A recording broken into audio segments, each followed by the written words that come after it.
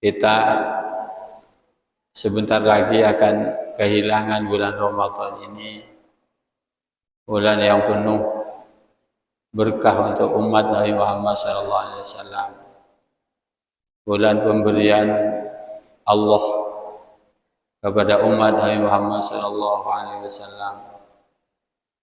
Bulannya kita semuanya Allah memberikan penghargaan kepada umat Nabi Muhammad dengan memberi bulan Ramadan ini. Ramadan itu artinya panas, membakar. Arti daripada Ramadan itu sendiri. Kenapa Ramadan itu diberi nama Ramadan? Karena Ramadan ini membakar dosa-dosa kita, menghapus dosa-dosa kita. Jadi sangat rugi kalau kita sudah bertemu dengan Ramadan, tetapi setelah keluar dari bulan Ramadan masih membawa dosa. Maka itu rugi, itu yang dikatakan rohimah anfahadikum, bahwa ini sangat rugi sekali. Rohimah anfahadikum itu saking yartena cak madura nika terjerungap orang-orang yang ketemuan bulan Ramadan tapi luar dari bulan Ramadan kita mekol sana. Jadi mari kita terus semangat bahagia dengan Ramadan ini sehingga Ramadan benar-benar menjadi anugerah bagi kita semuanya. Amin ya rabbal alamin. Para jemaah sekalian yang saya hormati, kita sekarang masuk kepada hadis yang al-haditsus samin asyar, yaitu hadis yang ke-18. An Abi Dzarrin Jundub bin Junadah al-Ghifari wa Abi Abdurrahman Mu'adz bin Jabal radhiyallahu anhuma. Hadis ini diceritakan oleh Abi Dzarrin al-Ghifari dan diceritakan oleh Mu'adz bin Jabal. Abi Dzarrin ini salah seorang sahabat Nabi yang sangat dekat sekali dengan Rasulullah SAW. Dan juga Mu'adz bin Jabal ini juga sahabat yang sering diutus oleh Nabi, dikirim ke pelosok-pelosok untuk mengislamkan orang-orang di pelosok-pelosok. Dengan kealimannya, dia itu mengajak orang-orang. Karena Nabi itu sering mengirim orang-orang ke pelosok. Andai kata sekarang itu kalau pondok itu mengirimkan guru tugas, jadi yang dikirim ke pondok-pondok, sehingga banyak orang-orang dari pelosok yang masuk Islam. Juga Mu'adz bin Jabal ini juga menjadi imam qaumih. Kalau sholat itu dengan kaumnya. Jadi Mu'adz ini kalau sholat, misalnya sholat zuhur, sholat bersama Rasulullah di Madinah. Setelah sholat, beliau ini pulang ke kampungnya. Dengan cepat pulangnya untuk menjadi imam di kampungnya. Kemudian beliau itu sholat di kampungnya karena jauh. Jadi orang-orang di kampungnya tidak sempat sholat ke Madinah. Maka Mu'adz ini pulang, kemudian jadi imam qaumihi. Dia ngimami kaum-kaumnya dan mengajari kaum-kaumnya. Ini ada dua sahabat yang meriwayatkan hadis ini. An Rasulullah sallallahu alaihi wasallam. Hadis ini dari Rasulullah sallallahu alaihi wasallam qala. Nabi itu bersabda begini, ittaqillah haitsu ma kunta. Atbi'is sayyi'atal hasanata tamhuha wa khaliqin nas bihulukin hasan. Ini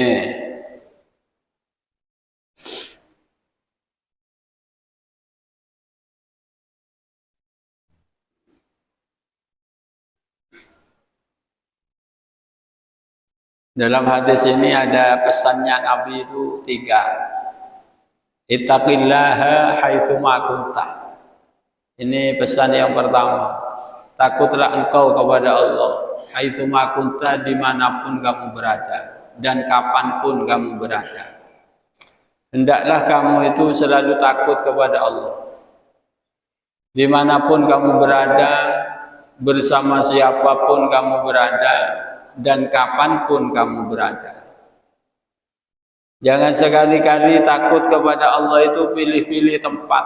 Kata Rasulullah SAW, cek lemele kenengan takut di Allah Ta'ala. Kalau banyak orang takut ke pangeran, tapi pun ada orang tujuan ketusan.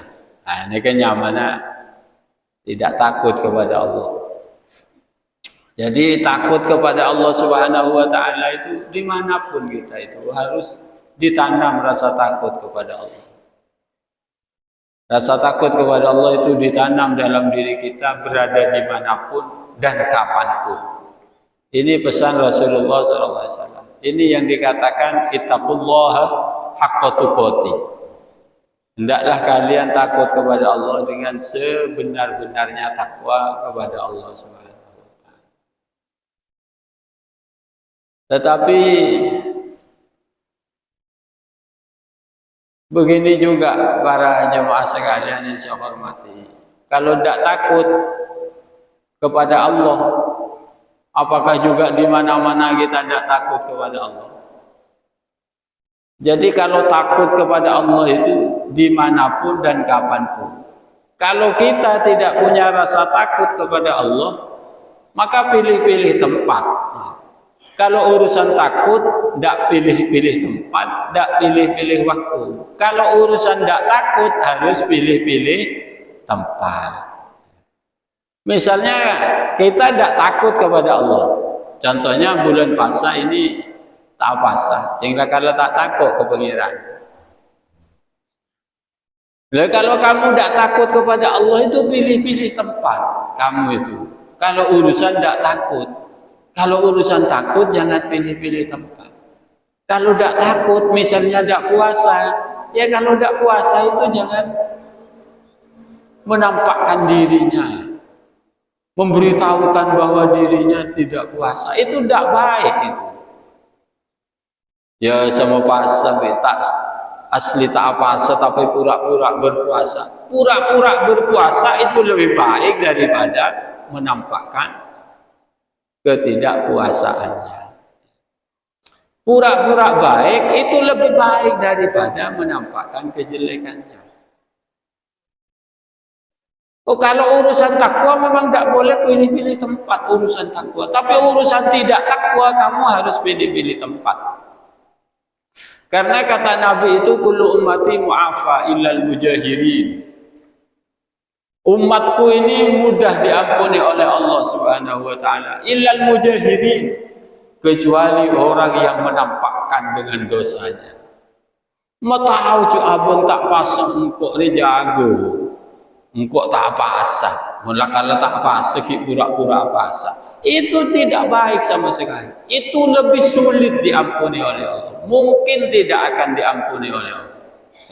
Karena sabdanya Nabi itu kullu ummati mu'afa ilal mujahidin, bahwa umatku ini akan mudah diampuni oleh Allah kecuali yang mujahirin, kecuali orang yang jelas menampakkan diri dengan maksiatnya.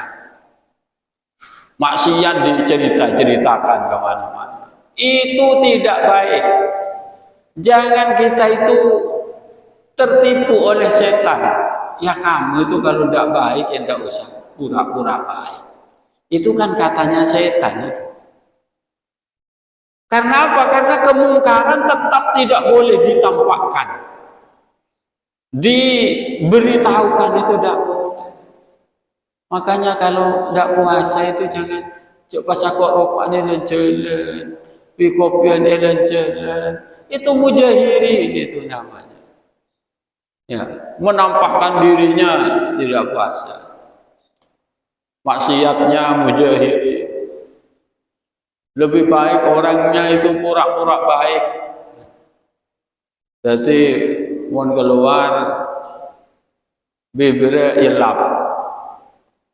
Welum Roma tergetak mon patlo maku anak tak tahu cerita apa sih. Anak tak tahu cerita apa sih. Karena kalau kita terang-terangan di tengah-tengah keluarga terang-terangan tak puasa, itu sama dengan mengajak keluarganya tidak puasa, sama dengan mengajak anaknya tidak puasa. Nah, kalau anaknya biasa tidak puasa terus sampai tua, nanti kalau meninggal dunia itu terasa di dalam kuburan itu. Betapa besar dosanya karena meninggalkan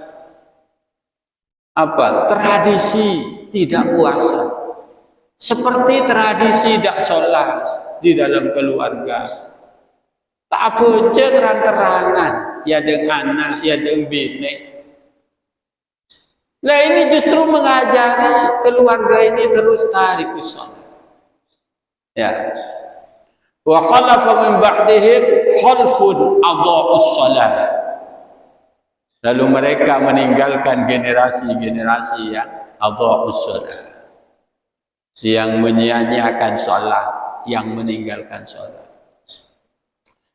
Sama dengan misalnya dulu saya ini nakal, sekarang bertobat. Misalnya, kemudian cerita-cerita kepada anak, mon bapak cong lambak cong cerita.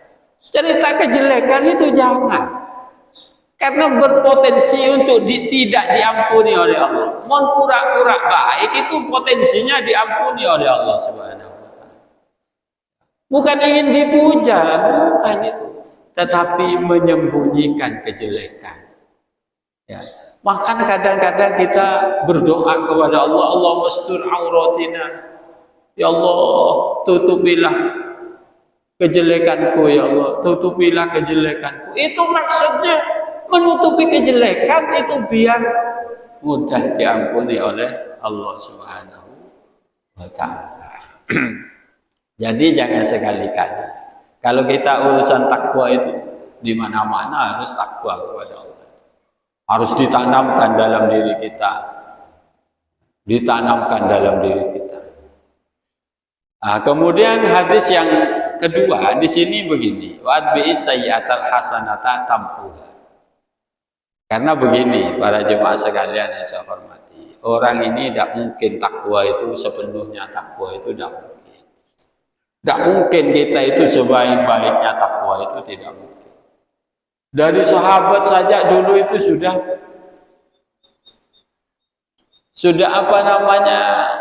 menyampaikan kepada Rasulullah SAW. Bagaimana saya ini bisa bertakwa dengan sebaik-baiknya takwa ya Rasulullah? Siapa yang mampu seperti ini? Manusia itu tidak ada yang mampu. Manusia itu kalau ingin husuk misalnya, husuk, ingin baik betul, sempurna betul, ingin melaksanakan agama ini dengan sebaik-baiknya, maka itu tidak mungkin. Kata Nabi itu illa ghalabahu. Agama akan mengalahkan kamu. Kamu tidak akan mampu untuk berbuat dalam agama ini sampai sempurna mungkin. Ya. Orang takwa tidak mungkin penuh takwanya itu tidak. Pasti kita itu ada salahnya. Pasti ada salahnya. Pasti ada kelirunya. Makanya di sini Nabi itu mengikutkan perkataan tadi diikuti dengan wa'adbi'is sayyi'atal hasanata tamhuha. Wa'adbi'is sayyi'ata, ikutilah perbuatan jelek kamu, kejelekan kamu itu al-hasanah, diikuti dengan perbuatan yang baik. Tamhuha, maka kebaikan ini akan menghapus kejelekan itu. Ya, kalau kita berbuat dosa itu mudah diampuni oleh Allah. Caranya apa? Adbi'is sayyi'atal hasanah. Kalau kita berbuat jelek, maka ikuti dengan hasanah, ikuti dengan kebaikan. Maksudnya kalau sudah berbuat jelek, ya berbuat baik. Setiap berbuat dosa, kita setelah itu berbuat baik, maka itu akan diampuni dosa-dosanya oleh Allah Subhanahu wa taala. tamuha, karena kebaikan ini akan menghapus kejelekan. Kebaikan akan menghapus dosa. Karena manusia itu tidak bisa baik full. Ya. Manusia tidak bisa baik full. Bahkan kalau menurut Syekh Abil Hasan Asyadzili, ada orang itu datang kepada Syekh Abil Hasan Asyadzili. Ya Syekh, saya di rumah saya, di desa saya ini Syekh, banyak maksiat. Banyak orang-orang yang berbuat maksiat Syekh. Terus katanya Syekh Abil Hasan Asyadzili, terus kamu mau bagaimana? Semoga maksiat di tempat saya ini habis. Tidak ada. Kalau orang masih berbuat maksiat, semoga Allah mendatangkan bencana. Syekh Abil Hasan Asyadzili itu lalu berkata begini kepada orang, kamu cek sombongnya kamu. Cek sombongnya kamu itu. Ingin di desamu tidak ada dosa, tidak ada maksiat. Kok sombong betul kamu? Kenapa Syekh? Allah Ta'ala itu punya sifat Ghafur. Allah Ta'ala itu punya sifat Ghufran. Maha pengampun. Allah itu Maha mengampuni dosa-dosa. Kalau tidak ada maksiat, apa yang akan diampuni oleh Allah Subhanahu wa Ta'ala? Kalau tidak ada maksiat, Allah mau mengampuni apa? Lalu kemana sifat Ghafurnya Allah Ta'ala? Allah Ta'ala itu punya Ghafur. Kamu jangan sok-sokan. Sok-sokan jadi orang yang hebat, orang muhim. Jangan sok. Allah itu punya sifat Ghafur. Ghafur itu sifatnya Allah. Kalau tidak ada dosa di dunia ini, sifat Allah itu nganggur. Sifat Ghafurnya Allah itu nganggur. Berarti kamu tidak ingin bahwa Allah itu punya sifat ini dan sifat ini berlaku. Bukan sifat yang nganggur. Itu pertama, katanya Syekh Abil Hasan Asyadzili. Yang kedua, kamu tidak ingin nabimu itu hebat. Tidak ingin kalau kamu punya nabi hebat. Karena nabi itu bersabda begini, syafaati li ahlil kabair min ummati. Syafaati pertolongan saya itu li ahlil kabair min ummati. Besok saya akan menolong orang-orang yang suka berbuat dosa besar. Di akhirat tukang tolongnya ini saya. Nah ini kan hebat Nabi kamu itu. Ada orang berbuat dosa itu nanti itu dicari oleh Allah, oleh Rasulullah. Kamu matang umat selakuan dosa. Ahlil kabair ini. Daunnya Nabi ahlil kabair. Saya sehari kanjeng Nabi itu ahli kabair, para pendosa-pendosa besar. Tidak ingin kelihatan Nabi kamu itu besok Nabi yang hebat di akhirat itu di hari kiamat. Ini katanya Syekh Abil Hasan Asyadzili. Dan kadang Mbak Abuan kan tak ingat kenaikan. Wah, pokoknya kau tu hebat, kau tu jago deh guys. Mau tak dosa, mau tak nekat. Kadang ada nekat. Padahal menurut ulama besar Syekh Abil Hasan Asyadzili itu, kamu tidak ingin punya nabi hebat besok itu, tidak ingin. Kalau umatnya tidak ada maksiat, nabinya tidak hebat karena tidak kelihatan kalau itu penolong. Kan? Ada saya tolong, ini nabi kan dengan tenang. Umur saya tolong kan, umat nabi yang lain itu tunjuklah karena hebat engkau Muhammad, hebat engkau Muhammad. Itu akan dipuji besok nabi kamu. Itu katanya Syekh Abil Hasan Asyadzili. Bahkan pernah itu Imam Junaid Al-Baghdadi itu pernah berjalan. Andai kata sekarang itu di dekat dengan tempat maksiat ya, andai kata sekarang itu klub malam. Nah, dulu Imam Junaid ini berjalan di pinggir pantai. Di pinggir pantai ini tempatnya pemuda-pemuda sedang berpesta maksiat. minum-minuman, mabuk-mabukan, wis joget-jogetan di tempat itu. Dalam berarti kalau berdekat. Lalu Imam Junaid ini lewat di tempat itu. Lewat di tempat itu kemudian ada orang datang ke Imam Junaid itu. Mumpung ada Imam Junaid. Imam Junaid ini ulama besar. Ulama besar juga Imam Junaid Al-Baghdadi itu. Terus ada orang itu datang kepada Imam Junaid. Imam Junaid, mumpung ada sampean ini, sampean kan doanya dikabulkan oleh Allah. Iya, ada apa? Itu di sana itu tempatnya maksiat. Tempatnya pemuda-pemuda bermaksiat Imam Junaid. Terus doakan mudah-mudahan mereka itu dihancurkan oleh Allah. Kemudian Imam Junaid ini langsung berdoa. Tapi doanya Imam Junaid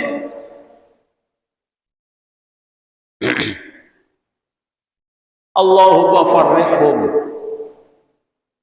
Allahumma farrihum fil akhirah kama farrahtahum fid dunya. Itu doanya Imam Junaid. Ya Allah, bahagiakanlah mereka itu besok di akhirat.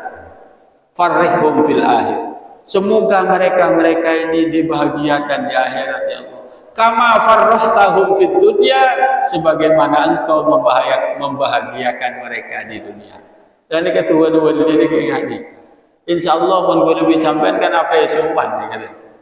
Punak kana aja kurang ngocerong kuat apa ini. Lah Imam Junaid justru doanya itu Allahumma farrihum fil akhirah kama farrahtahum fid dunya. Ya Allah, bahagiakanlah mereka itu di akhirat sebagaimana Engkau membahagiakan mereka di dunia. Orang tadi itu agak kecewa. Aduh, dia memakai air ya. Esoro atua, atua kadiji. Ya tambahnya aman karena itu kadiji. Itu katanya itu. Katanya orang. Ini para jemaah sekalian. 1 minggu lagi dari kejadian itu. Tempat itu tidak ada, pemuda itu tidak ada. Pemuda bermaksiat itu tidak ada. Ditanya, arwah kamu mah, wajib pernah di Masjid Agung. Nah, ngelih ke Masjid Agung. Karena doanya ini. Itunya kemana? Itunya mondok. Itu kemana? Semuanya itu tidak ada pemuda yang ahli maksiat yang ada di situ. Kenapa ya? Karena doanya itu ikhlas. Bukan doa marah, tetapi doa ikhlas karena mencintai. Rasulullah itu sangat mencintai umat. Jadi kalau kita melihat orang bermaksiat, itu doakan oleh kita. Allahumma arham umat Muhammad. Allahumma asli umat Muhammad. Allahumma firli umat Muhammad. Kita berdoa demikian itu karena kita tahu bahwa mereka itu adalah umatnya Nabi Muhammad SAW. Yang mana Nabi Muhammad ini mencintai umat. Suatu ketika harus seperti ini, walaupun kadang-kadang kita harus sekali-kali memberikan pendidikan agar mereka itu takut kepada Allah. Tetapi doa kita, doa sayang kita, doa rahmat kita, itu harus ada. Katanya ada ulama besar itu, kalau nggak salah itu Sari As-Sakoti, itu berkata, barang siapa yang membaca doa Allahumma arham umat Muhammad, Allahumma aslih umat Muhammad, Allahumma farrij an umat Muhammad, membaca doa ini 3 kali, kutiba minal abdal. Orang yang membaca doa ini dicatat minal abdal, wali abdalnya Allah, wali badalnya Allah Ta'ala. Biasa doa kayak tadi itu 3 hari sekali. 3 kali sehari itu kutiba minal abdal. Orang yang membaca doa Allahumma arham umat Muhammad, Allahumma asli umat Muhammad, ya Allah belas kasihanilah umat Muhammad, Allahumma asli umat Muhammad, perbaikilah umat Muhammad ini ya Allah, Allahumma farrij an umat Muhammad, ya Allah maka lepaskanlah umat Muhammad ini dari macam-macam kesulitan. Itu doanya orang yang berdoa ini dicatat sebagai minal abdan. Jadi wadbi sayyi'atal hasanah tamhuha. Satu kebaikan ini bisa menghapus banyak kejelekan. Satu kebaikan ini menghapusnya banyak kejelekan. Karena apa? Karena satu kebaikan ini adalah bi'asyri amsalnya, dilipat menjadi 10. Sedangkan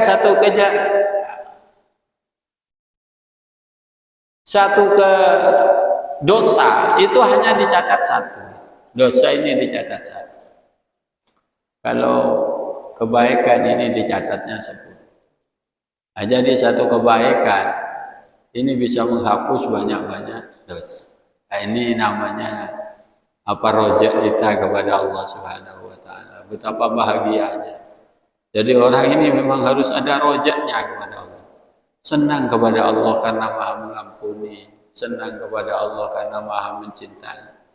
Harus apalagi di zaman-zaman akhir, zaman-zaman seperti ini harus rojak, karena rojak itu akan menyebabkan kita selalu mencintai Allah dan bersyukur kepada Allah. Jangan selalu takut, ya, seakan-akan orang masuk surga itu sedikit, seakan-akan kabeh orang ini masuk neraka saja.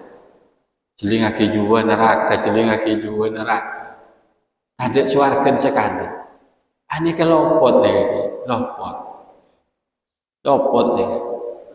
Jadi ya kenapa gak bisa? Bagi ulama-ulama zaman akhir itu harus lebih banyak rojaknya kepada Allah daripada khaufnya, daripada rasa takutnya. Harus banyak rojak kepada Allah Subhanahu wa taala. Terus yang terakhir itu wa khaliqin nas bi khuluqin hasan. Jadi di sini Nabi berpesan ada 3. Ittaqillah haitsu ma kunta, adbi sayyi'atal hasanata tamhuha, wa khaliqin nas bi khuluqin hasan. Bergaullah engkau dengan manusia itu dengan khuluqin hasan, dengan akhlak yang baik. Jadi akhlak yang baik ini adalah perintah dari Nabi. Bahkan Nabi sendiri itu bersabda, innama bu'itsu li utammima makarimal akhlak.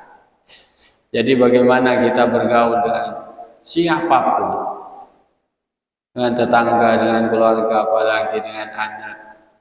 Khaliqin nas bi khuluqin hasan. Bergaullah engkau dengan manusia itu dengan akhlak yang baik. Kita baik terutama kepada keluarga kita, ya, kepada istri, kepada anak-anak kita. Memang kita harus berbuat baik untuk memberi didikan